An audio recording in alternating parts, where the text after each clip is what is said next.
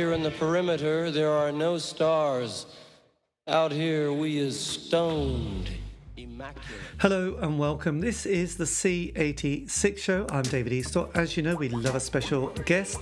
This week it's going to be the turn of the rock guitarist, musician, songwriter. It's the one and only Steve Bolton, or Steve Boltz, as he's often referred or called. To find out more about life, love, poetry and all that other groovy stuff, has been in a lot of bands and a lot of musical projects, including being in Atomic Rooster, and is now in the reformed Atomic Rooster, who've got a new album coming out this week, October 2025, and has been in, as I said, a lot of musical projects, including Paul Young during the 80s and also The Who as well. But you'll find out about those projects and lots more. So after several minutes of interesting but casual chat, we get down to the exciting subject of the early formative years. Steve, it's over to you. I'm an only child from Manchester. My parents were very kind of like non-musical. We didn't even have a record player in the house, you know, and I had to kind of force my parents' hand by buying my first single before I had a record player. So then they bought me like a 10 guinea record player from Curry's, and that was my. But it was. I remember as a little boy sat between my mum and dad watching, and I saw the shadows, and that was it for me. When the camera went, it was black and white, obviously, but when the camera went in on Hank Strat, that was a moment for me. That was it. That was the moment that it all happened. And you said you were the only child. So did you have any interest in sort of uncles or aunts who sort of gave you some musical direction or sort of inspiration at all along the way? Really, I didn't even know my grandparents, but I did find out that my father's father, who was persona non gratis, my granddad, I never met him, but he played a bit of guitar, a womanizer, and he was, my father's brothers and sisters, they didn't talk about him. So I never really I only found out after my dad died. But, it's just, all my friends in the local area of North Manchester were all only children. It was like a post-war thing. So I don't know, that it seemed like everybody. So I didn't realise what it was like to have a brother or sister. In fact, none of my friends did. And, yes, that's quite interesting though, because normally one child is quite unusual. Normally people are just having children all the time, just because the NHS wasn't up and running so well there. And when I had children, when I had my first boy, I mean, the one thing I didn't want him to be an only child. Yes, I've got lots of things. My wife will go, "Yeah, there's the only child coming out." Like, where's my stuff? When her boys come round to the house and I'm hiding my stuff, my food, this is like I said, but they come round here and they eat all the food that I bought and I haven't had it. yes. Just an only child. I said, no, I don't like people eating the stuff I bought, especially for me. And they come round and then they eat it and then they fuck off, This is true. So when you got to 15, 16, did you leave school at that age or did you stay on? What was the sort of the educational system like in North Manchester at this time? Well, I went to a grammar school. I failed my 11 plus and I got sent to a weird school down in when you're that age, you don't really know what's going on. Went into Buckinghamshire. It was like in a forest, and it was like a sort of boarding school, but it was all sorts of children there. Rough. I don't know why. I think because my parents were going through a divorce, and it was just quite unusual at the time. So I don't know. The story I got was the fact that they thought I should have gone to grammar school, but then I went to a secondary modern school for a year, but then they put me in the grammar school, which I felt, that's where I belong, not in scumbag school, That's what I thought. But I was a year behind. They put me in the first year of grammar school when so I was a year older than. But I didn't. There was no talk of university or anything. And when I done my O levels, And the day after, I just left school and went to live in Birmingham, slept on the studio floor, and joined a band, Jimmy Powell and the Five Dimensions, you know, so that was... Blimey, that was quite amazing actually, being that young. And so, when did you get your first guitar? Because you mentioned the Shads and Hank. Did you get a guitar then when you were sort of in your mid-teens at this stage? Yeah, I'd be about 16, I guess. You know, there was a guy walking up our street, and he was in the sixth form of my grammar school. I was in the fifth form, and he had a guitar case, and I just went out and said, "Oh, you play guitar?" You know, like da da da. So we formed a band, and it was him on lead guitar. He couldn't play chords, you know. And we learnt Shadow songs. We ran at a bass player's house, and yeah, that's how we And what did. was the impact like then? Because you would have been that perfect age of seeing the Beatles appear, and then the Stones and the Kinks and the Who, and then seeing that kind of musical shift during the '60s as we crept into that kind of psychedelic period. Did you sort of get on that wave as well? Was that something that you were getting Well, I excited? I remember the Beatles played at a local cinema near me, but I saw it in the paper. It was just kind of a bit too young. Um, you talk about the Kinks. I worked with Ray Davis at one point. You know, when I was living in Suffolk, and I got this call without, you know, Ray Davis is interested in me playing, so I had to drive down from Suffolk. I still had a flat in Greenwich in Southeast London with a girlfriend, and I drove to Crouch End, that I know in North London, to Ray Davis studio. And before I went, some friends of mine said, "Oh, you want to be careful, Ray Davis. He's a bit funny, you know. He can be a bit odd." But we got on like a house on fire. And while we were working in the studio, we did some backing tracks with the Blockheads, the drummer and the bass player Norman Watroy, and Dylan Howe, Steve Howe's son on drums, and we did the backing tracks. And then, of course, as a guitar player, you're there to do the backing tracks, and then you stay to do the overdubs. That's what you do. So at one point, I said to Ray, you know, Ray, I said, I've got to tell you this. Sat between my mum and dad on the sofa, and I saw the first time I saw the Kinks on TV. You know, black and white TV, and that you really got me. And there's one point just before the solo where you leaned back and the camera work, which was appalling at that time, and you came right up with a gap in teeth and went, "Oh no!" into the guitar solo, and I went, "That's fantastic." My dad went, "What the bloody hell was that?" You know, I was like really shocked. Yes, well, I would imagine That it was must have. that was a big moment in my life. Well, absolutely. So then, sort of, you hit the road. You leave at 16 to go to Birmingham to join a band, Yeah, but which okay. which reminds me of when I did an interview quite recently of Terry Reid, because he sort of was very young when he left and joined, I think, Peter J and the Jaywalkers from Yeah. memory. So was there a lot of bands that you could just kind of latch onto and become part of their outfit? I remember we did a gig with my Manchester semi-pro band and with Terry Reid, and he was on the bill, and I didn't really know, but I remember him really. He had his right arm in plaster, and he had the plectrum, you know, stuck in the plaster. You know, I have a memory of that. But Terry Reid, you know, that album River is one of my favourite albums, and I just absolutely adore that album. Yes, there's a track on it called Dean, which I think Exactly, yeah. it is a masterpiece. And I do remember the first time I came across him was that Glastonbury film from '71 when he worked with Linda Lewis and Alan White's on drums, and he's got an amazing band. And Michael, what's it? What's the slide player? Yeah, yeah, oh, Lindsay, yeah, Lindsay. Yeah, what's it? some. David Lindley.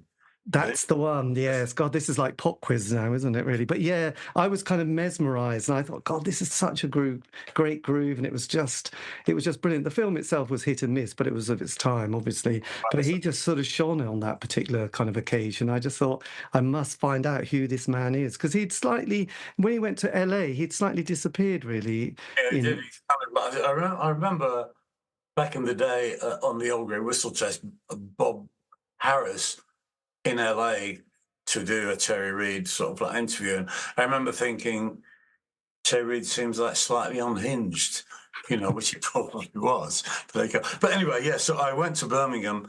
It didn't last long, but it was good to do that. And I came back with my tail between my legs, and then I had to get a proper job. Right, blimey. And what was in 67? It's the summer of love. You were probably, I don't know, you were probably not 18, 19. You would have been the perfect age. Did you get into that kind of psychedelic LSD, tune in, turn on, drop out kind of vibe? Uh, Up north was like a whole different thing. I didn't. It was only when I came to London and joined Atomic Rooster, and then, I hadn't smoked a joint or anything like that. I was completely green behind the ears, and I came to. So basically, what happened? We had a band in Manchester. We did around, and one day we said the only way we're going to do anything is to come to London. So we overnight our parents waved us off, and we had a van. And we had boxes of Kellogg's Variety, that's what we lived on, and bags of sugar. Yes, healthy diet. We melted down into toffee, Yeah. Yeah, it was. And so, I was aware. I'll tell you a funny thing. I see that you've got Mole Lambert as a friend on Facebook. He's Yes. my band, Mole. Oh, right. Right. I have a band, Dead Man's Corner. And, it's been sort of going. It's my pet project, really, because it's all original stuff. But it's very hard to get gigs because we're doing original stuff. Yes. Every pub that has music, they want covers bands, and it's just appalling. But anyway, so we do a version of Strawberry Fields Forever, but we do the version that I grew up with. So I found this album by a band called Tomorrow. Do you know Tomorrow? Oh, yes, absolutely. One of those bands that John Peel used to love. Yeah, and Keith West was in. He had a hit with Grill Said Jack. Anyway, Steve Howe was in Tomorrow, and he then went on to play guitar in Yes. And it's just an unbelievable. And that album, when you have an album, you think no one in the whole world knows this album. This is so that was one of my cherished possessions. And I learned Strawberry Fields Forever from that record. And when we rehearsed, I suggested that we do it, and Mole said, "Oh yeah, tomorrow, tomorrow." And because Mole is just so knowledgeable about music, and so that was a connection there. So that was one of my favorite albums when I was at school, at grammar school. I used to come home and put that on, Tomorrow, and Free, and Led Zeppelin 2. But these were the records I kind of Yes. Did you, when you were again that age where, as the 60s came to an end and it started so positively, or certainly the middle bit, and then, 67, brilliant, 68, quite good. Then it kind of gets a bit sort of dark and messy, and Brian Jones dies, Hendrix, Joplin and Morrison die. There's the Charles Manson thing. People have taken too many drugs and it's all got a bit weird. How did you sort of feel about, you would have been at that age where you went, right, this is my period, and there's, oh God, and the Beatles break up. Did you have a bit of an existential moment thinking perhaps music is going to finish? Perhaps there's I got a gig with Rooster. We came to London, and then we went in 1971, 72. I was in Atomic Rooster. I answered an ad in the paper because we went to London. We got a house, and then within a few weeks, the band split up and they drifted back to Manchester. But I held on for dear life to London, and I ended up playing guitar in a Soho strip club with some Spanish guys, and I would start at 2:00 and then finish at 5:00, playing behind the girls, stripping, that's what I did. And but Atomic Rooster put an advert in the paper. They needed a guitar player to start immediately, so I went for the audition. I wasn't really a lead guitar player; I was a rhythm player. That was my background, playing rhythm. That's what I wanted to do. I wanted to be a great rhythm player. So when I was kind of pushed in the direction of becoming a lead player, like Paul Kossoff, Jeff, all these people, they don't need another guitar player because they're covering all the bases, and that's kind of what I can't work with another guitar player in a band. It just doesn't, because I'm doing everything within the chords and stuff. Anyway, so the point is, then we were whisked over to America, and I'm completely green behind the ears. but not for long, because when in America, 1971, it was still like the 60s. Every theatre we played at was like a thick haze of smoke, marijuana, people on the side of the stage, no such thing as security. And I get into all sorts of mischief and trouble, end up in the Hollywood Hills with Buffalo Springfield, missing gigs, and just like, so I came back and I was experienced. So that's Excellent. I was just like in the candy store, I was digging it, and My God, and going to America at that time, it's quite, we didn't even have passports, did we? I mean, just going abroad was something else. That must have felt quite bonkers. You were only sort of 21, sort of going to America. And were you, with Atomic Rooster, were you supporting other bands at this stage? yeah, we were. Bands we support. Yeah, Skid Row were on the band with a young Gary Moore, who was like 16. So I became friends with Gary because of that. The Irish Skid Row, not the other Skid Row. Yes. And bands like Redbone were also on the bill. They were, Redbone, the Native American band. Have you heard of them? They had a hit record, didn't they, with Witch Queen of New Orleans? Which Queen? God, I'm gonna have to check that out. I couldn't even read it. I'm terrible at lying. Occasionally I've lied and gone, yes, I've heard of that band. I think, God, I haven't. What was the track called? Witch Queen of New Orleans, Redbone. Redbone, right, yeah. I always feel a bit of an arse if I lie and say, yes, I've heard of that band. I think, no, I haven't. It's a bit obvious as well, isn't it?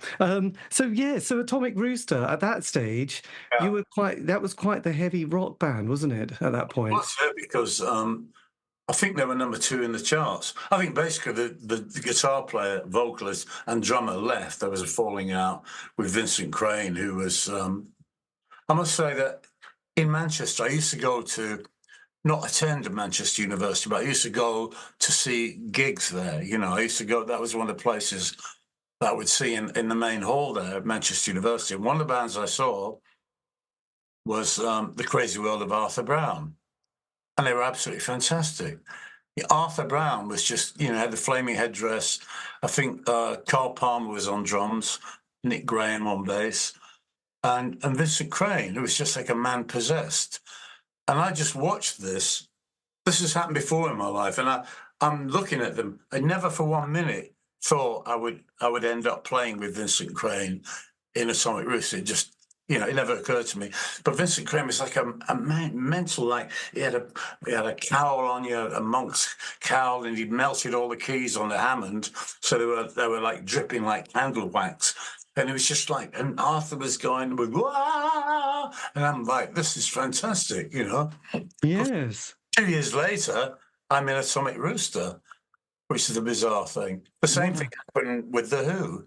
I used to go and see The Who. I saw The Who about 3 times with Mooney, and I never thought for 1 minute, No, I think if someone tapped you on the shoulder and said you'll be playing with them one day, you'll go, yeah.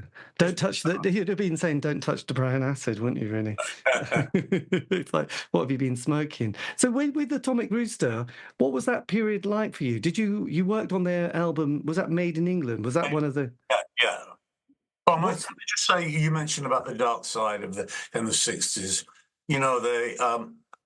I heard a podcast about the whole story of the Altamont Festival, the famous festival but I have to say, the Rolling Stones at Altamont, with all the background, the shit background, even the film crew and everyone was getting spiked with bad acid and everything. There's a clip of the Rolling Stones doing Under My Thumb. You must have seen it. Yes. Altamont Speedway. And it's just so fucking sleazy. It's like they've never sounded so, so dirty. And it's just a fantastic version. It's just, I love that. Anyway. Yes, well, I think that's that period with the Stones where they got, is it Mick Taylor on guitar, who'd taken over from Brian Jones? I think that was just a golden period, which the stars had aligned, hadn't they? Because everything they did was just incredible, and then everything since then was all right. But it was like that Mick Taylor period was stunning. Yeah, brilliant. Yeah, so Atomic Rooster, yeah. So I was in them for, I'm in them now. Yes, I know. This is all very interesting. So how long did your period of Atomic Rooster last? I was in like 3/4 of an hour, 18 months. You know, you can look at it like that. And so I answered the ad in the Melody Maker, and someone had sent me the advert. You know, we get a little box advert in the back. Yes. Require guitar player to start immediately. Phone Vincent Crane on with the phone number. I mean, imagine that now. You wouldn't get that, would you? No, you'd have to go through various people to get. But this, so I answered, you know. So I got the gig, and I had a small Fender amp, 30-watt Fender amp, you know, Fender Bassman. There was a mistake. I got it because I thought that's what you had to have, a Fender Bassman. I didn't realize that it was a 50s Fender Bassman that people were using for guitar. Anyway, so the first gig I did with Atomic Rooster, you know, and all of a sudden I'm in magazines, you know, new guitar player in Atomic Rooster, and I'm completely don't know what the fuck's going on. And we did a gig in the West Country, Exeter or Southampton, a big rock club, big club. We went down the train, and the crowd was in there, and I went to the back of the hall. I looked at the stage, and on the left-hand side of the stage was the Hammond organ, you know, huge Hammond organ, with 3 high-watt stacks, that's 6 cabinets, and 2 acoustic bass amps here. That was taking up all that part of the stage. And in the middle was the biggest drum kit I'd ever seen, double drum kit, you know, the full Monty. And at my side of the stage, my amp on a chair. Yes. So we did the gig, and I honestly could not hear a thing I played. And I was winging it, you know, I was really winging it. Everyone afterwards going, that was great, it's fantastic. Of course, then I had to get some high watt stacks myself, but that was the first gig. And then we went straight to America, and all hell broke loose. You know, I'd never really smoked. I'd smoked a joint once, but this was all like, it all kicked off. You know, LSD was a big thing. Right. Did you go to Laurel Canyon at this stage and have a sort of wander down there? Well, yeah, I bought a guitar on Sunset Strip. We had 2 nights at the Whiskey A Go Go, and the first night during the day I bought a guitar, and I went out on Sunset Strip because I saw that everyone thumbed lifts, you know. So I had the Strat. I bought a Strat I had it in a plastic bag, and I'm thumbing a lift, and this car stopped with 2 guys in it, and they're completely off their faces. And it was a drummer from Buffalo Springfield, Dewey Martin, and another guy. And they said, "Get in the car, man." So then they whipped me up into the canyons, you know, up there, and I went AWOL. I missed the gig. And then turned up the next day, tripping my bollocks off, you know. Well, Really. no, that's nice. Did you meet this famous DJ called Rodney? Is it Bingenheim? Yeah, I didn't. No, because and there was that kind of famous scene with Pamela Des Barres and people like that. So there was quite rock and roll at that point, wasn't it? Because yes. Well, how did LSD, was that generally a good experience for you, or was that a bit too trippy? A bit too trippy, yeah. Well, but the drummer in Atomic Rooster was Rick Parnell when I joined, son of Jack Parnell. I don't think there was a band leader. So Rick Parnell, he was a public schooler, you know, but he was my drug guru. We ended up having a flat together in North London. So he was my drug guru, you know. He taught me how to, and in America he was with me, and it was just a bit crazy. I mean, Rick ended up in the film Spinal Tap. Yes, I just recognised him so well. Yeah, as Mick Shrimpton, I think. But Rick really died a couple of years ago. It's really sad. Rick's whole ambition in life was to become a fabulous furry freak brother, for real, and go and live and smoke weed. And that's what he did. He ended up living in northwest coast of America, up in the hills there, Montana. He just smoked weed. And when it was put to me to form Atomic Rooster about 7 years ago, I actually contacted Rick, but with a view to saying, well, it's been put to me, would I'd be interested in forming Atomic Rooster, so I thought I'd give you a call. But it was obvious that that was never going to happen. Was he too stoned? Too stoned, yeah. But something happened. My wife, we went to see the new Spinal Tap movie. Have you seen it? No, my partner's seen it, and yes. Well, I think it's a grower. I think there's some stuff in there that, if you see it a second time, like With That Night, these great films, I think if you see it a second time, third time, it will be. There's some good stuff in there. But Rick Parnell, on his Wikipedia page, there's a bit where he goes for the audition to be in the original This Is Spinal Tap movie. And the three guys are there, the three main actors and they're auditioning him. So I think, and it's on his Wikipedia page, and they say, well, what have you been doing, and he said, well, I play drums on Hey, Nicky, You're So Fine, You're So Fine.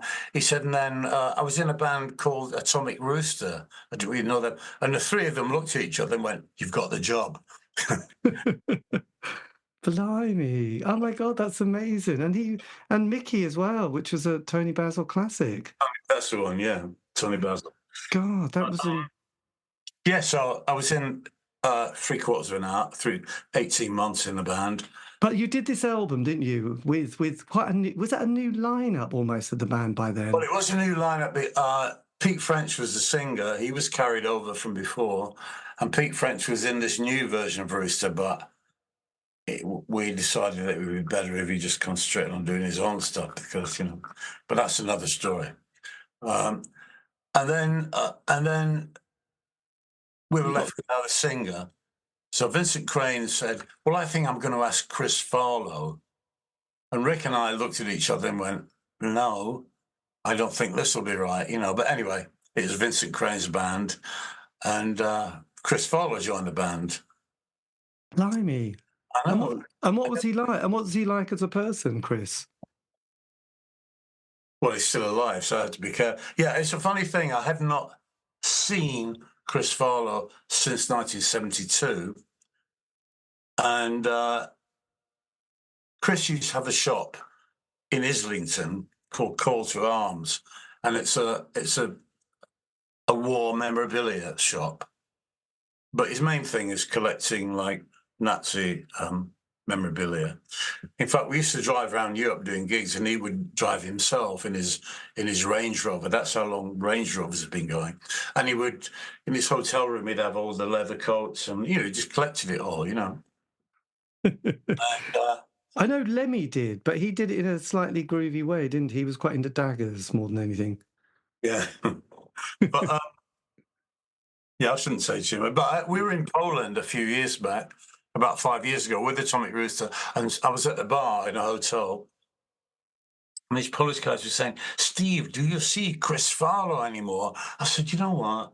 I haven't seen Chris Farlow. We didn't really get on at the time. He didn't like me, and it was mutual. Yeah. And I said to these guys, I haven't seen Chris Farlow since 1972. And right then, the lift door opened. It was a Schindler's lift, by the way.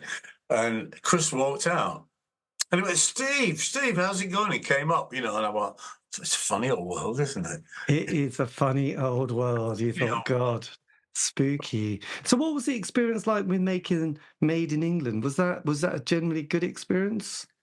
Yeah, I mean, I think I got 2 songs on there, 1 song on a B-side, so it was quite good. Space Cowboy and Never to Lose. That's right. We do Never to Lose. I've reworked it. This is on the new album, which is released this Friday, by the way.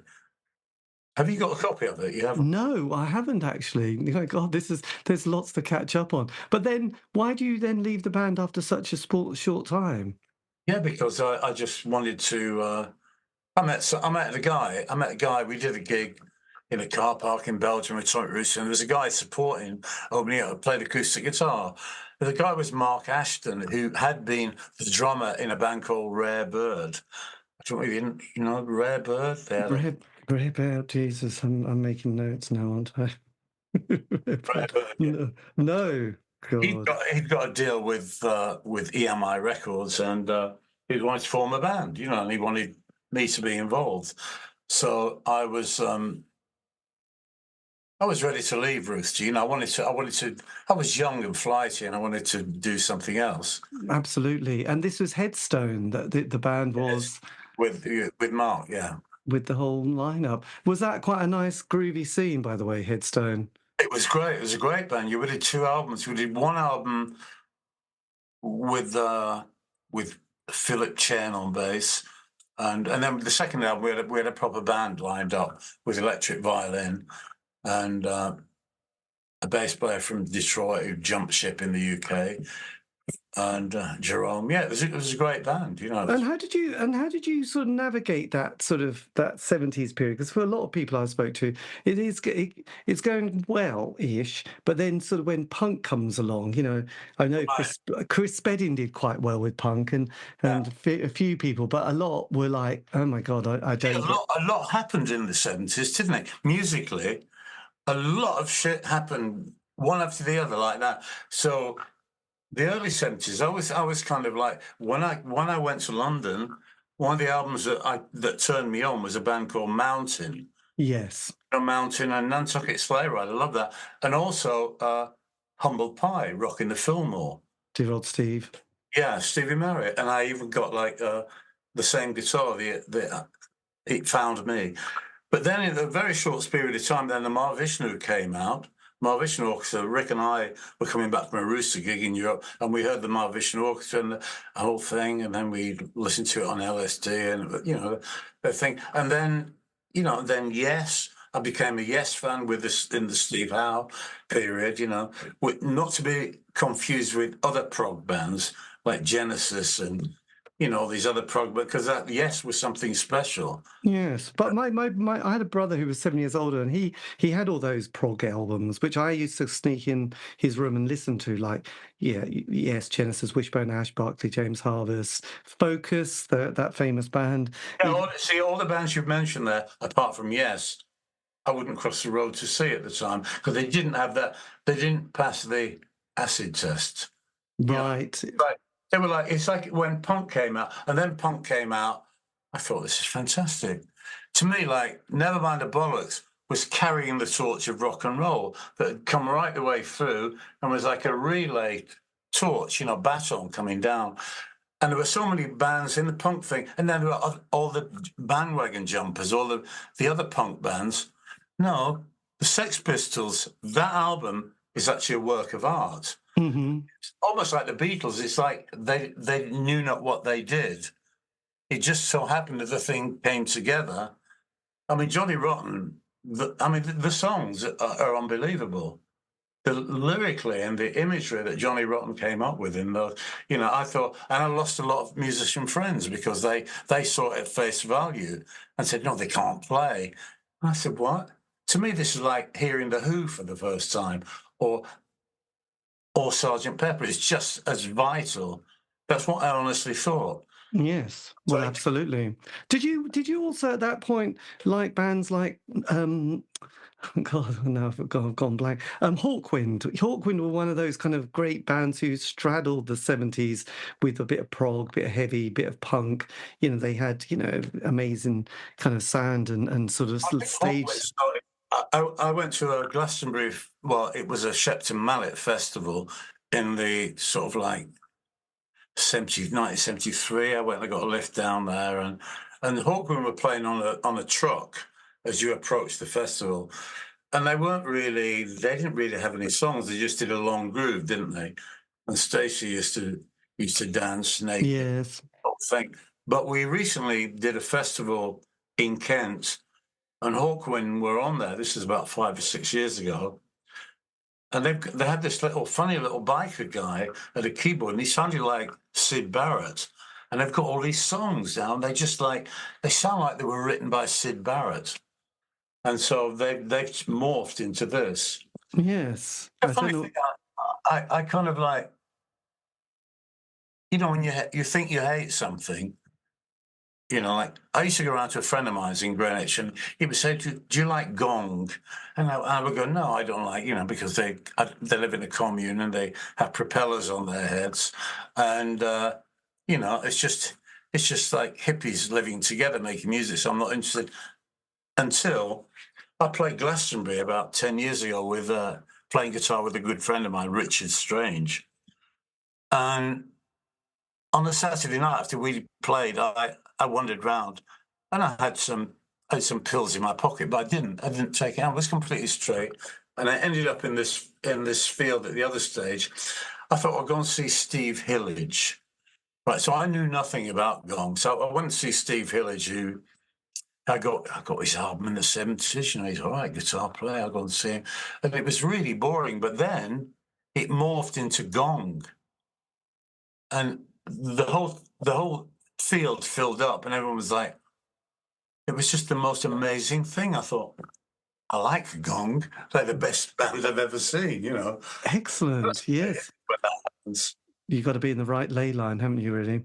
Yeah. That's the trick. You've got to embrace your inner hippie vibe, actually. So how did you navigate that late 70s? What was your musical direction then? Were you in any particular band at that stage? I did play in a punk band at one point, but an American guy, I can't really remember what they were called.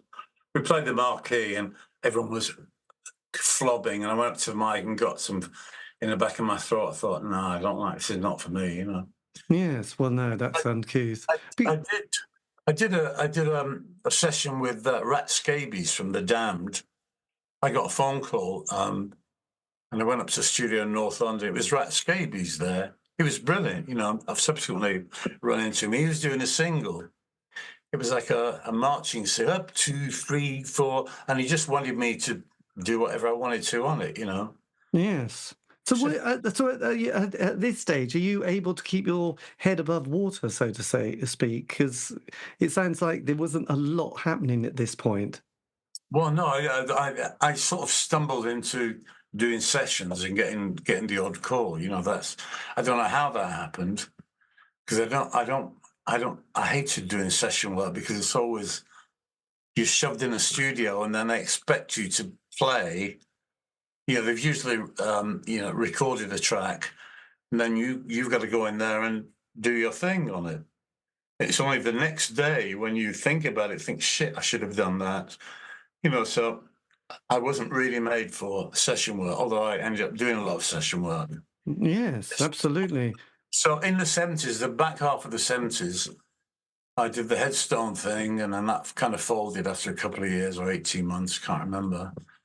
And then I got a job playing guitar with John Otway. Yes, well, he's oh yeah, God, you know, and yes, absolutely, he was one of our really free sort of. I managed to interview him quite a few times, really, because he's always coming to the Art Centre with Willie Barrett. Yeah, so Willie wasn't with him, and I got a phone call. You know, Otway was going to do an American tour. He had a band, a bass player and drummer. He needed a guitar player, so I did one quick rehearsal with him over in Bray at the Hammer Film Studios. We did an audition, and then we had one gig in the UK, well, in Ireland, at the Guinness Estate. I think the police were on, I remember, and we hadn't really rehearsed. You know, I didn't really know what was going on. We did Green Grass of Home and, you know, various crazy. And Otway just throws himself around the stage. And he said to me before he went on, he says, Steve, he says, you know, when things go wrong and it's a nightmare, like the bass player breaks a string, you know, or things go wrong, or the drummer falls off. He said, you know how that's bad, don't you? I went, yeah. He said, for me, that's good. So anyway, Yes. So we go and do this gig, and the worst thing, the first number, the drummer was a bit of a wuss, you know, but the first number, I look round, he's starting to cry, the drummer, because he's broken the bass drum skin. Now, that never happens. I've never known it happening all my life, as a drummer goes through the bass drum skin, but it happened to him. So all of a sudden, there's no bass drum, and he starts crying. At this point, Otway's on the floor covered in blood, and he looks around at me and goes, this is good. I'm thinking, how the fuck can this be good?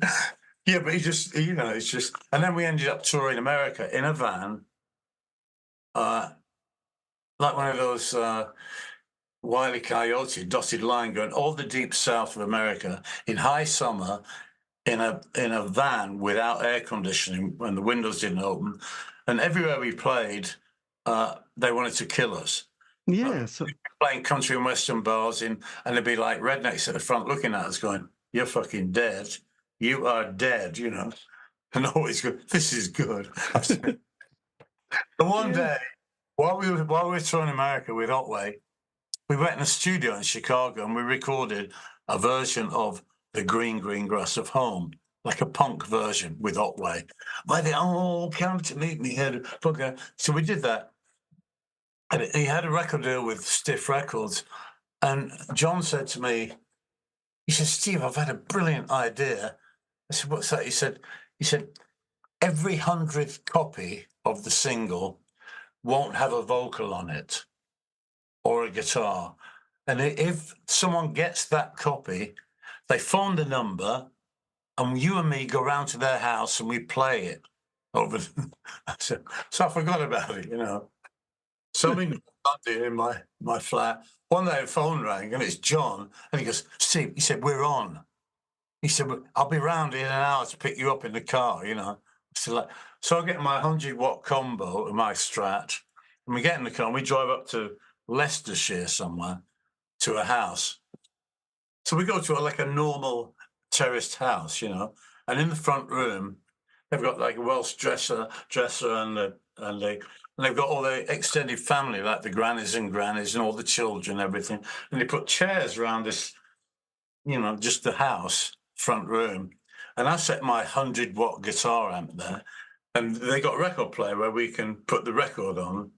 And Otway's there. And of course, we put it on. I'm like, crying, and all the China shaking. The children start crying. And Otway just throws himself around the room, smashing into the tables and knocking people on the floor. And it's just a complete fucking disaster. Well, of course, we get into the car, and Otway looks at me and goes, "I think that went rather well, didn't God. you?" So, Oh my God! And at that stage, had you sort of crossed paths with David Bowie? Did you have a Bowie moment in the early 80s?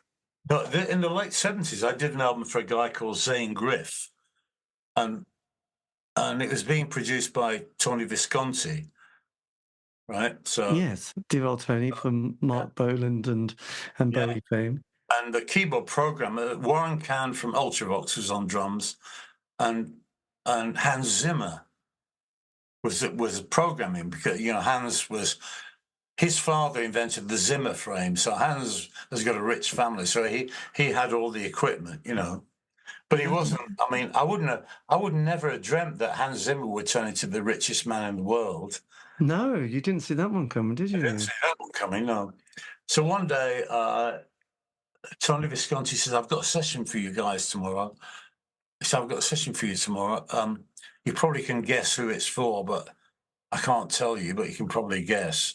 So yes, we had to go to Good Earth Studios in Soho, and it was with David, and it was he was appearing on the Kenny Everett video show program, and he was going to do like 3 or 4 songs, and we had to re-record the backing tracks. It's a bizarre thing. So all of a sudden, I find myself in a guitar booth with acoustic guitars playing Space Oddity with David. And I looked at him at one point. I said, "My God, you're David Bowie, aren't you?" He went, "That's right." We just carried on. That was my brief thing with David. What was your other 2 songs you did with him? I think it was Panic in Detroit and something else. I can't remember. God, that was quite bizarre, wasn't it? That was very strange. And this guy, was it Zane Griff, who did 2 albums and then slightly disappeared, didn't he? Yeah, I mean, I still.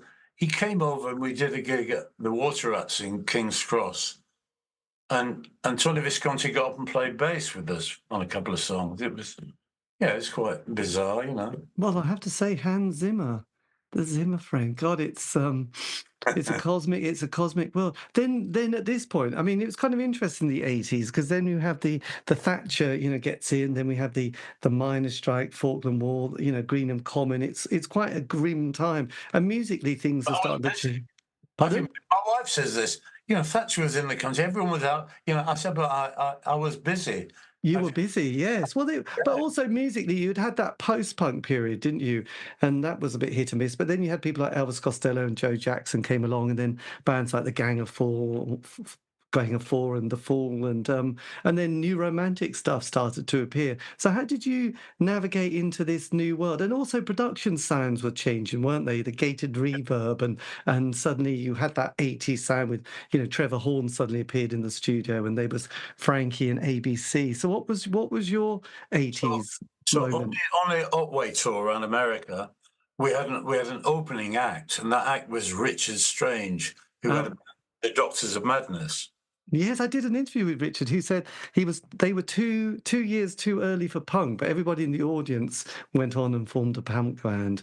So he Yeah, kind of missed that boat. I think he was saying, because he often saying, a lot of people I spoke to, making it in the music world, it's about luck and timing. And if you get it right, bingo, but you could just be, oh, too late, sorry, you missed it, it's over. but So since that time, Richard's been a really good friend of mine. And we have a very similar sense of humour. And so after that, when we came back, Richard was in. It was like, yeah, he did Cabaret Futura, where all the dead time strip clubs in Soho he would rent out, and people would come and play. The Mark Coleman would be there, Richard Jobson would be there, and then we took it round the country at universities, and he set up like uh, halls in universities with tables and candles, and you'd have these bizarre people on. So it was like a traveling new romantic thing. So that, I guess, that was that period. Yeah. yes, that was the cabaret, sort of the Curiosity Cabaret, really, wasn't it, at that point? So then, how did you stumble onto Paul Young? Okay, right. So, yeah, what happened? I was working, I was got involved in some weird people, but then I got a phone call from Paul Young, or from the producer who I kind of knew. He said, I think he just said, yeah, I've been recording Paul Young, who was in the Q-Tips, but he's got a deal with CBS Records, and we've almost completed the album, and they've done a few. They didn't want guitar involved, so they'd done a few gigs, and without guitar. But then they realised they need a guitar player, so we thought we'd so I go up to a rehearsal room in North London with Pino Palladino and the drummer and the two girls, and I do my thing, which I suppose at the time was sort of a bit in that Adrian Belew sort of thing, that, Oh yes, my God, King Crimson. yeah, all that sort of like whammy bar stuff and everything. And then Paul came up to me at the rehearsal room and said, "Yeah, you're in. It sounds great. We still haven't finished the album. Have you got any songs?" And I said, "Well," and I had a cassette with me of a song I wrote the night before, Cuckoo Karama, because I borrowed a drum machine, and there used to be a cooker shop near me. It was called Cukarama. So I just grabbed that and called it Cuckoo Karama, the song. People say, "What's it about?" So I gave Paul the song, and he said, "Yeah, great, we'll do it." I said, "Really?" Because it didn't seem like, but it was great, and then I managed to get a car out of it and a new bed. So, yeah, and the Paul Young thing was brilliant. It just kicked off. It kicked off huge. It became like a massive star. And we'd travel around the world like endlessly, like that for 2 years, and didn't have any time off at all. It was just crazy times. Well, yes, it was one of those albums that everyone, a bit like Frampton Comes Live or Paul Simon's Graceland or Sade's, Yeah, everyone had. Smooth Operator. Everybody seemed to, even if people who'd sort of been into music, I'd noticed, they were a certain age where they stopped sort of being so obsessed. But Paul Young, that particular album was suddenly in everyone's collection, wasn't it? It's funny that last year I got a call that they have you heard of Dolby Atmos? is like a system. There's a studio in Soho Square in London called the Dolby Atmos Studio. And basically, they remix the album in 360-degree sound. It's like, you go in there. So I was invited down, and Paul was there, and the producer was there. I took my wife, and you sat in the square theatre with seats, and they've done the whole Dolby Atmos on no parlay. I think they had to get the individual tracks, but things are suspended in midair. It's like a bizarre thing, like the girls would start singing over here, but they'd be just in front of you. It was like really unbelievable experience. Yes, to hear Yeah. your guitar work and just to revisit it only 42 years later must have been Yeah. very strange. And then what was it like then? Obviously, no one expects something to be a massive hit when you're recording it, but then sort of the follow-up album, The Secret of Association, what was that experience like for you? Well, I think I can't remember. We just played and played and played, and then I just same thing again. I got to the point. The girl said, "I think Paul's getting these guys to the BVs, and we're not happy, so we're going to leave." I said, "Well, I'm thinking of leaving as well." So, and he recorded "I'm Going to Tear Your Playhouse Down," which has got a load of guitar on it. And I said, "Look, Paul," I said, I'm actually going to leave. I'm going to jump ship now. It's been great, but 2 years, 18 months, it's just a bit much now. I need to move on." So I left just before he did Live Aid, and they got a replacement in. And then a few months later, I got a phone call. Would I? So I played on a few tracks on Secret of Association, and then I jumped ship. But then they asked me back. And yes, I joined and played on the next album that we did in Italy. So, but yeah, I've never fallen out with Paul. It's been even when what happened. Yeah, so I got the call from Pete Townsend in 1989, and I was working on an album with Paul Young, just on a few tracks, and so there's a bit of a crossover. Yes. And then sort of the Townsend, had you played in much else between sort of the mid-80s to the late 80s at this point? No, I was desperately trying to do my own thing. I had my own band, but nothing was happening, and I was do the odd sort of session work. Um, What was it like as a musician, sort of seeing all the next, because obviously you'd seen the rise of popular music and psychedelic rock and heavy rock and, yeah, like prog rock. But then in the 80s, there was kind of, like the indie scene or the goth scene, or then you got ecstasy came along and you got this dance world with people like the Stone Roses and Happy Mondays and Primal Scream. What was it like for you as a musician thinking, God, trying to keep on the zeitgeist at this well, point? I tell you, the two bands that I used to see in London, my ex-wife used to go and see them. I guess this is the early age with the Stray Cats, who just and that tickled me, the whole rockabilly thing, because I was just a bit too young to be initially into rockabilly. But the way the Stray Cats did it, and the Gretsch guitar, which I loved, and Bow Wow Wow. And I used to go and see Bow Wow Wow, and they were just absolutely unbelievable live. I mean, they could really play, and they were just like a brilliant thing. So there were two bands that really floated my boat then. I did not see Bow Wow Wow coming. I did an interview with Annabella a couple of weeks ago, actually, so that's why I slightly in there. And she's going to be, yes, coming touring if it all lines up. It's always a bit strange. And yes, it's quite interesting. There was a really good bass player called, is it Lee Gorman, who I Yeah, he think. was the main guy. Well, and the guitar player died recently, relatively recently. He was brilliant. He had the White Falcon, and so they were mixing all this Burundi drum stuff, Yes, it was an amazing this one. spaghetti western sort of guitar. I mean, it was everything. I love a bit of twangy guitar. See, that comes from my obsession with Hank Marvin. Yes, I I did. spent like the Hank Marvin thing. I spent a long time in the closet, because it wasn't cool to say that you liked Hank Marvin. But that first Shadows album, the thing about it is you can hear that Strat, and you can hear the strings the springs in the back of the Strat creaking, and you can hear when he changes pickup, you know, and all that stuff. I can listen to the first Shadows album now, and it's just like I'm 14 years old again. I can hear it all. And Yes. then I found out that Pete Townsend, Jeff Beck, Jimmy Page, everyone was that was Hank Marvin was God. He was the one, you know. Yes, and Lonnie Donegan, I think, as well, wasn't he? He was a particular kind of hero. But a lot of, I think, I'd heard from various punk musician guitarists, they really liked Hank because it was very clean. It wasn't trying to be bluesy or sort of bending notes. It was very clean and concise. And I guess people like Marco Peroni as well sort of picked up on that sound.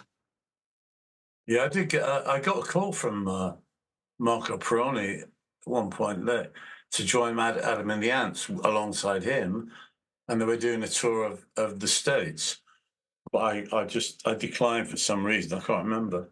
But Yes. they all got really ill on the tour, I think, and it all was a complete disaster. I don't know why. Yes, I think Adam started having problems and stuff like that. It gets a bit tricky, doesn't it? So then, so why did Pete get in touch with you? Was it because of the tour and they needed a guitarist?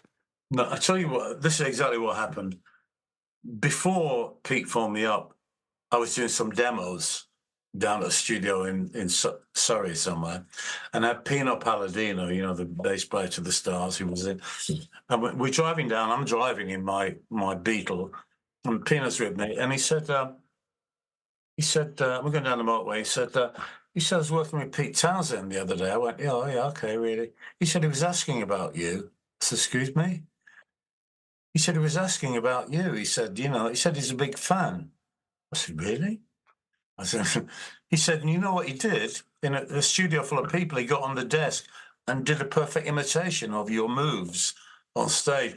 So I pulled the car over to the side of the motorway, turned the engine off. I said, say again? What are you saying here? He said, yeah, he's a big fan, you know.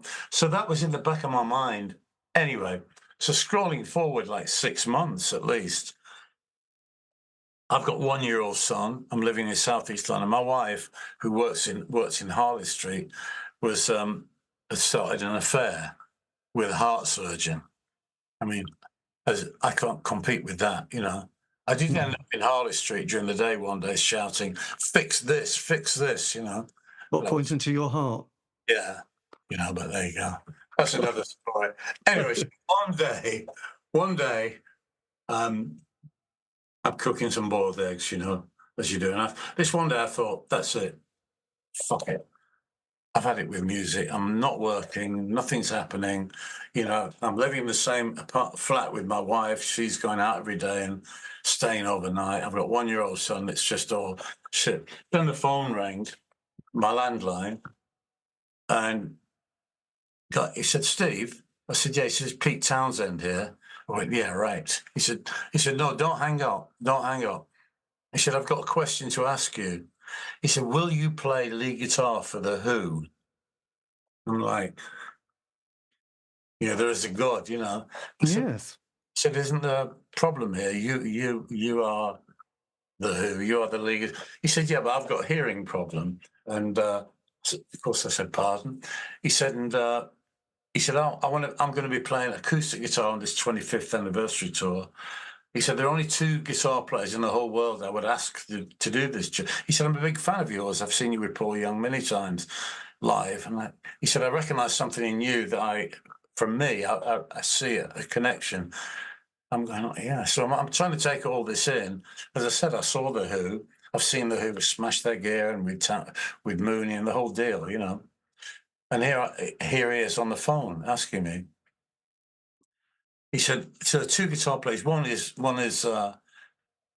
Joe Walsh, and quick as a flash, I said, well, you can't have Joe Walsh, can you? He's American, and you can't have like an American in the Who.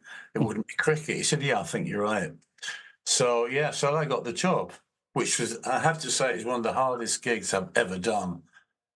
You know, because this was before the internet, 1989, and I had a box of cassettes. And my knowledge of The Who, the album, My Generation, which is, you know, one of the greatest albums ever, and I grew up with it. But anything after that, maybe Who's Next, I've no idea, you know. So I'm given all these, and I had to learn like 130 songs, one of which was the whole of Tommy. So he got the whole of Tommy.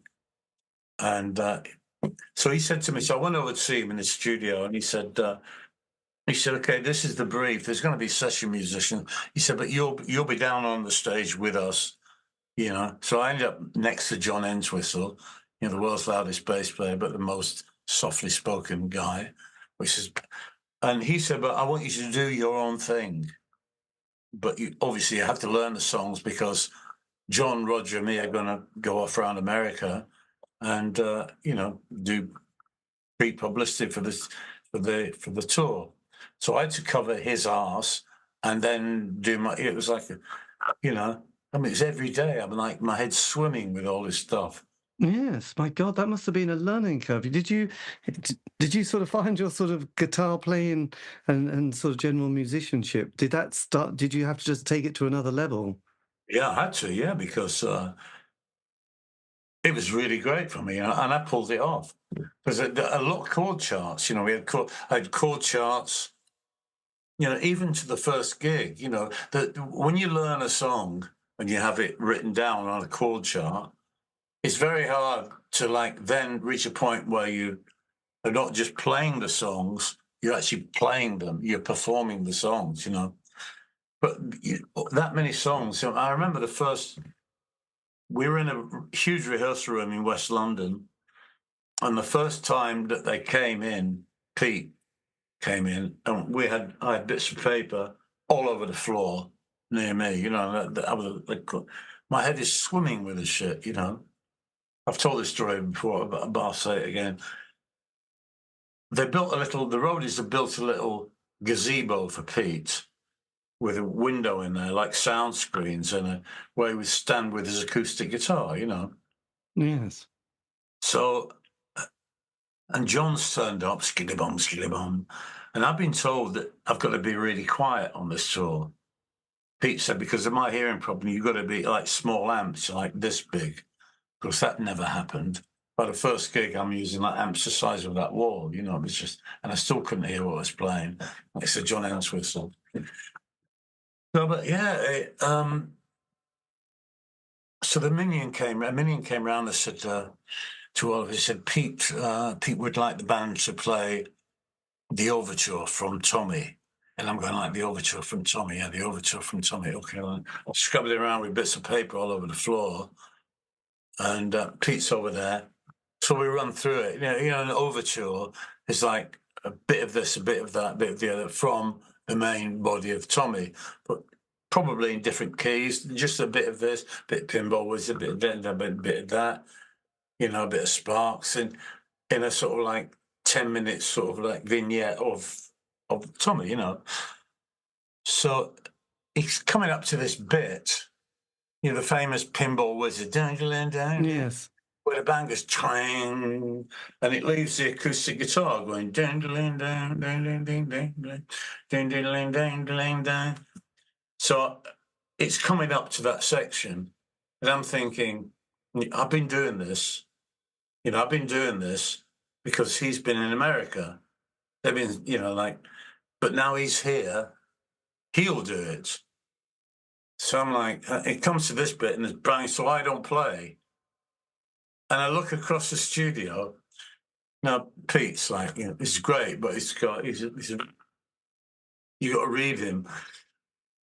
And I look across through this window in the sound screen, and he's got his arms folded, and he's just glaring at me across the room, you know, a room full of people, managers and people and secretaries, and he's just glaring at me. So I start playing. You know, because it's quite a long bit. It's like 12 bars. So I start playing, you know. Immediately I start playing, he goes, stop. And he gets the acoustic guitar and smashes it on the floor and kicks the sound screen and walks straight over to me like this. Of course, at this moment, I haven't got a friend in the room. No, I think you want to disappear. Yeah, I say, well, right. He said, "What the fuck are you doing?" She said, "He said that's my bit. Give me something to do for fuck's sake." So I think right. So my belligerent thing. Well, no, I thought I'm not going to take this. You know, I said I pulled him close by the lapels.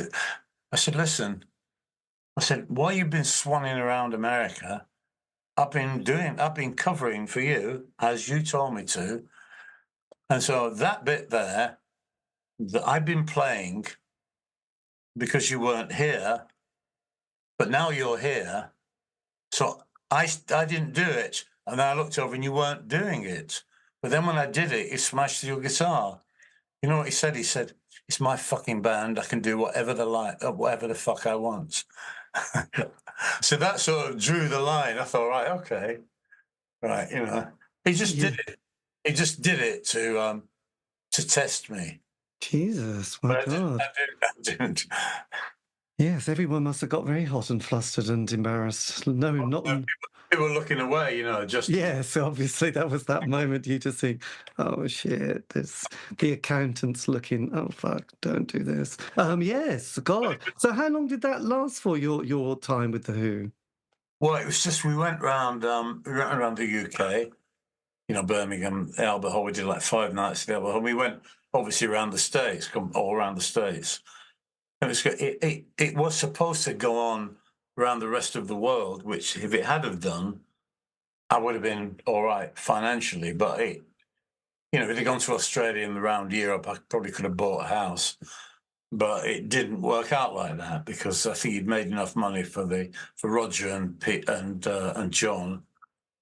You know, I Yes. think he really did it for them so that have a bit more money. You know, Yes, well, but you know, it's like and because I was doing that, and everyone thinks, oh well, I didn't get any calls for any work after that. So I spent like a year out of work after I did the Who, because you know people, oh no, he's busy with the Who, but I wasn't.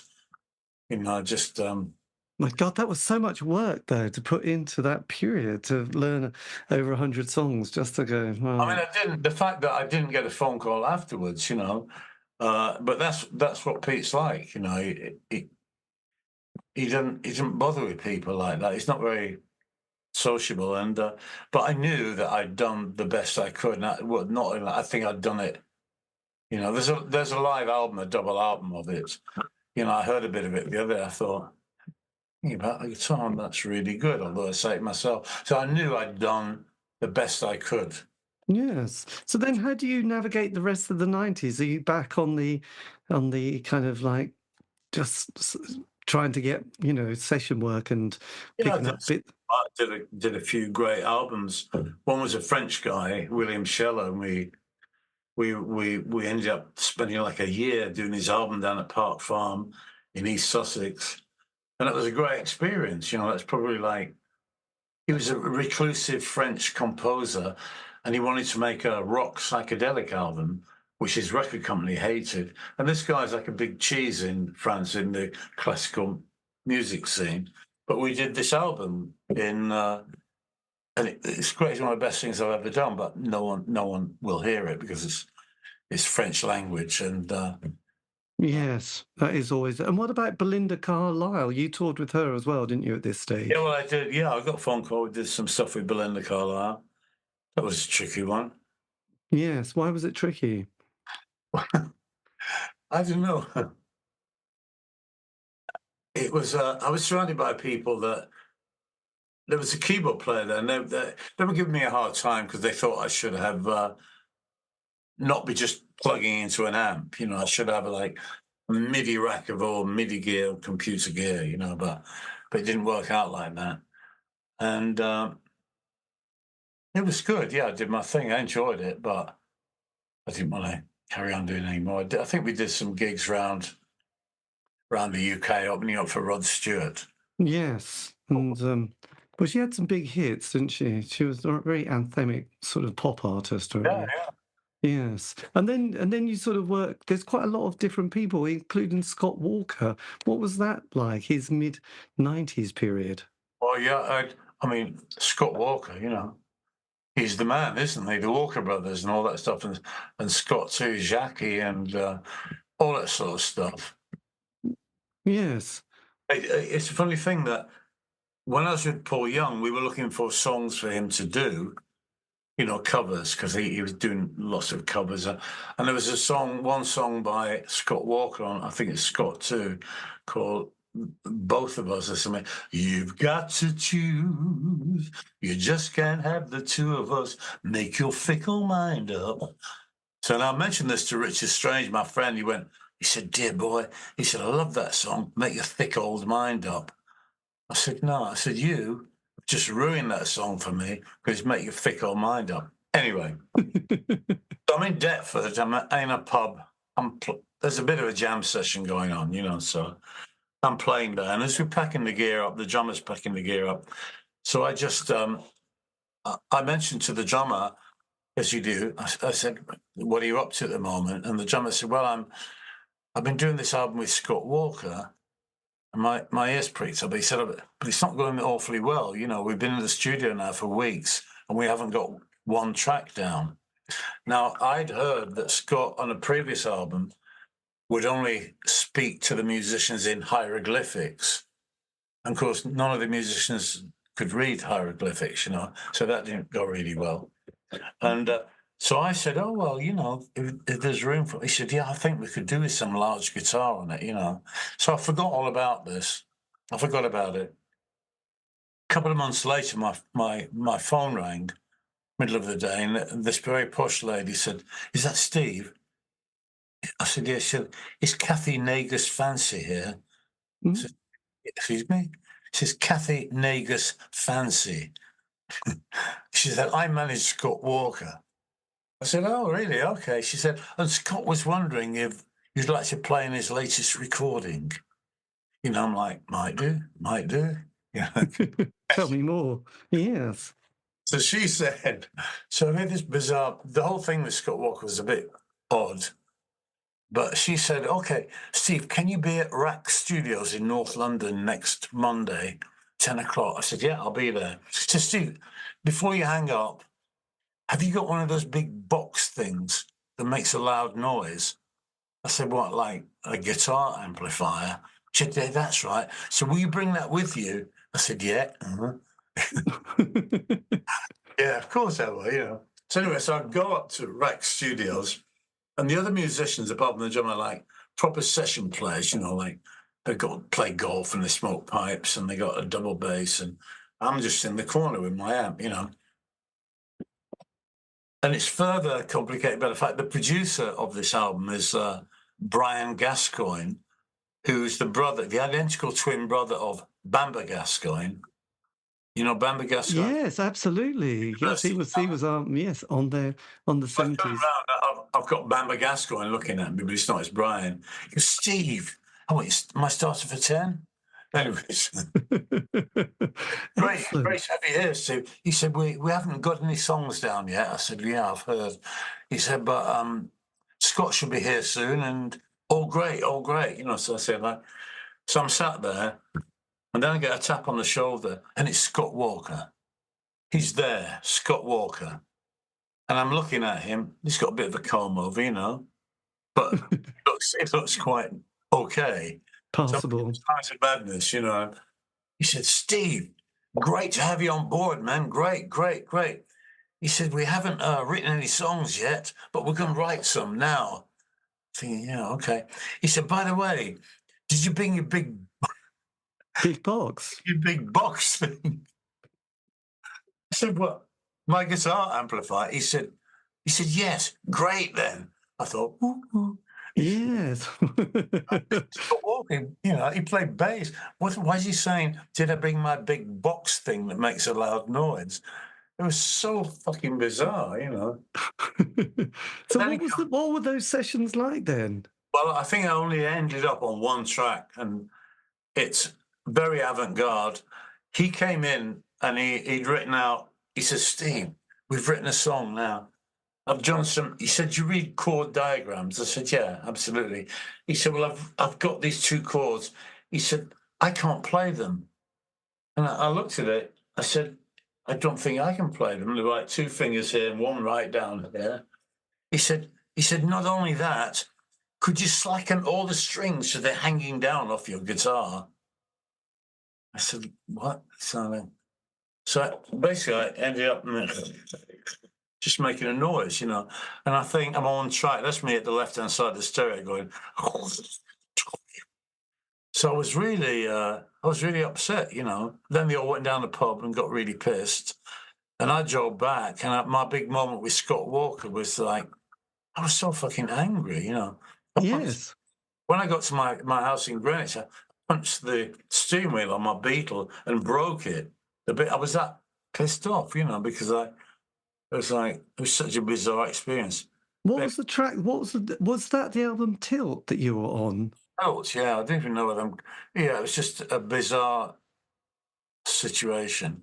No, yes. I remember somebody once working with, oh God, Lee Scratch Perry, and they just said, she brought in a saxophone, and then he made her put it in the corner and sort of said, "Don't touch it."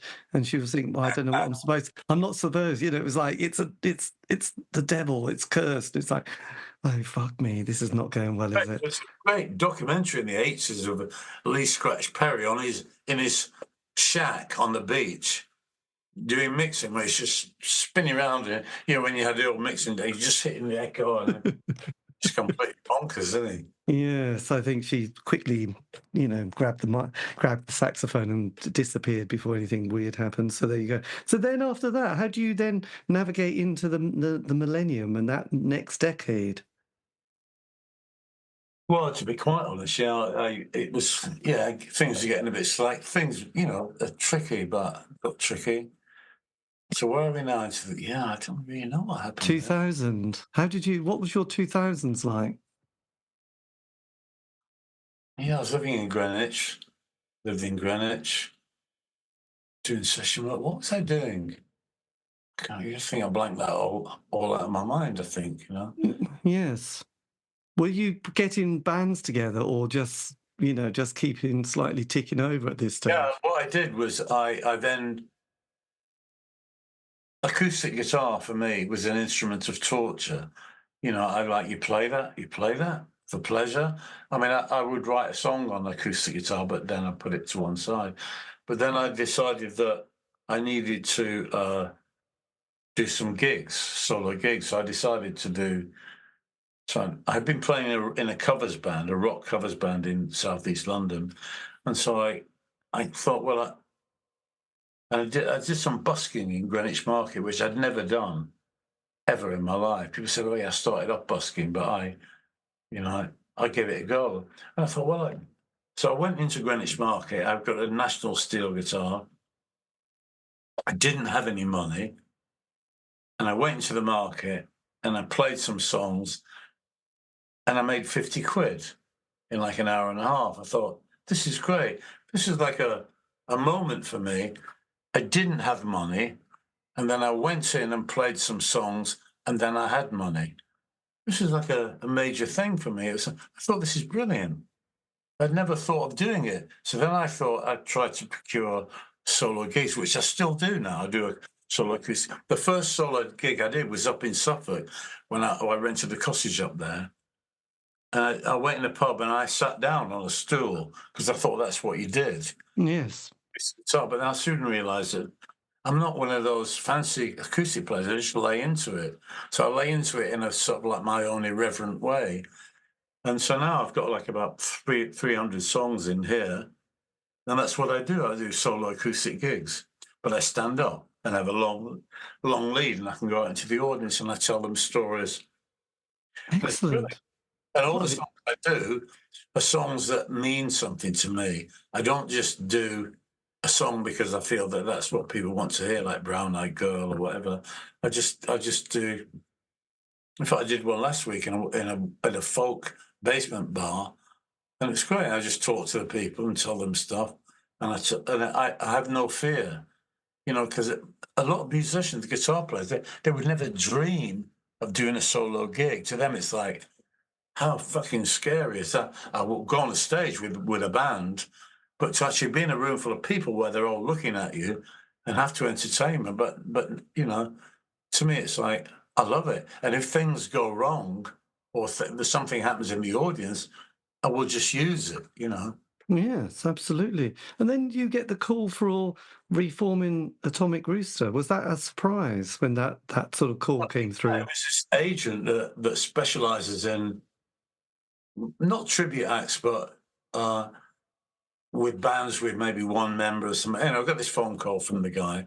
Why did they ask you? Because you'd obviously left sort of after your 18 months, and there must have been other members who were possibly there, or were they all dead? I don't think. I think I was one of the few that's still alive.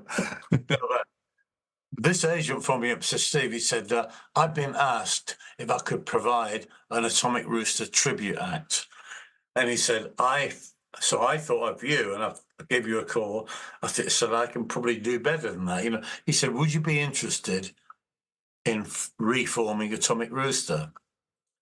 And it's something that had started people would talk about it to me, you know what I mean? And just, it has started to creep into my world again, but it's way back there. So, in fact, when I met Louise, my wife, I would tell these stories at gigs. People would come up and say, you've got all these stories, you should write a book.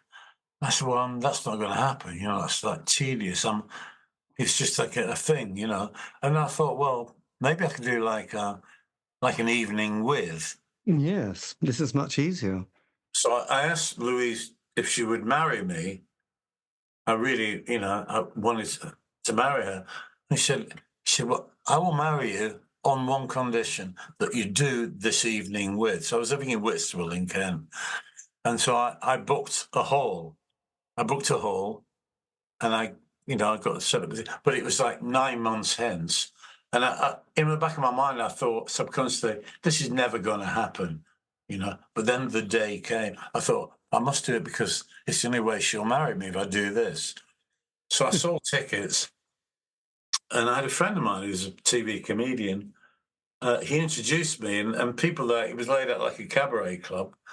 And just before I went on, I was more nervous than I'd ever been in my life before.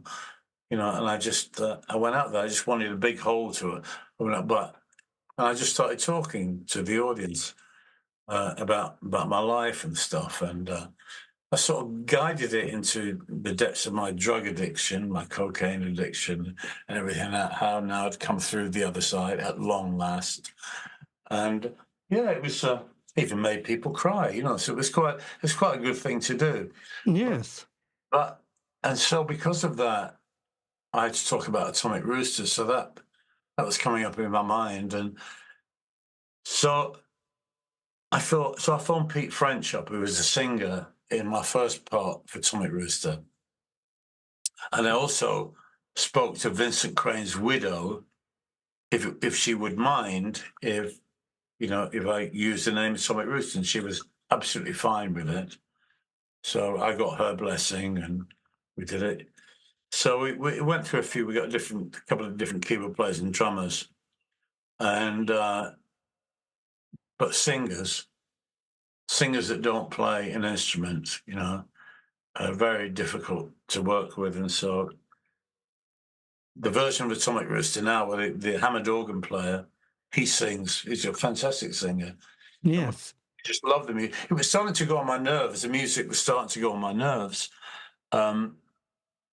Because it's all about doom and gloom and mental anguish, and all the signs were there that Vincent Crane was probably going to kill himself, which he did in the end. All the signs were there. It was just, but when the singer went, I was at a point where I thought, I can't do this anymore. It's affecting me mentally playing this music. But when the singer went, we were on a European tour and he went home. And all of a sudden we had this moment. This is like a Edgar Allan Poe sort of thing. Yes. Like embrace the Gothic, but it was just so. And then we ended up recording this album. Well, I've written 5 of the tracks and Adrian's written the other 5. We just, for some reason, it all just happened, boom, boom, boom. and we got a record deal with Cherry Red Records, and it's about to be released. Blimey, Cherry Red has come up with the new Atomic Rooster album. Well, it's Oh, Easter Cherry, which is part of the Cherry Red thing. of course, yeah. My God, that's so handy. So you must feel really kind of pleased, blessed, Our first record deal ever. yes, I know someone else can do that whole bit of admin, can't they? Which is Yeah, quite so fantastic. yeah, I've been doing lots of these Zoom interviews all over the world, and people have got a copy of the album or the tracks, you know. Yes. They all love it.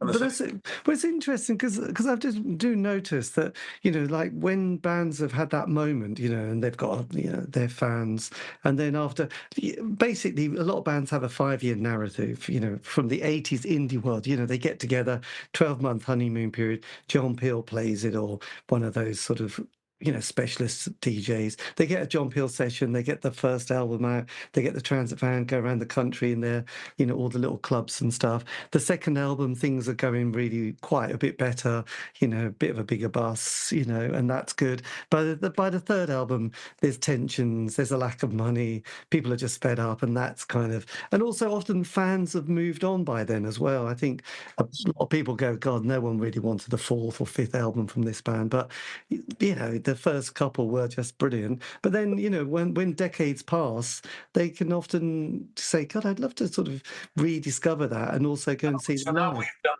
this album that is each person we've done interviews for has said it's like a definite bow to the past because we played live in the studio, but it's like a new thing, and we do gigs and there are young people there who love it, wigging out to us, what we do on a live gig, it's not like you get these old prog guys and they do it and it's all like worked out and everything done.